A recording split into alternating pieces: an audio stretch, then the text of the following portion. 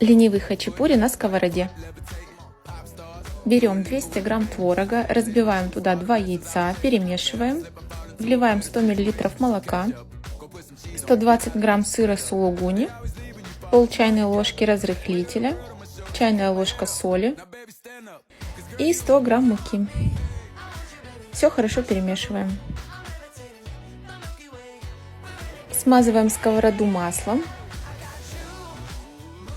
Выкладываем на нее тесто и равномерно распределяем по поверхности. Жарить будем на медленном огне под крышкой минут по 15 с каждой стороны. А сейчас смотрите лайфхак, как удобно перевернуть такую лепешку. Когда вторая сторона также подрумянится, хачапури готово. Я сверху смазала сливочным маслом, но это не обязательно. Получается очень вкусно, обязательно попробуй и не забудь подписаться.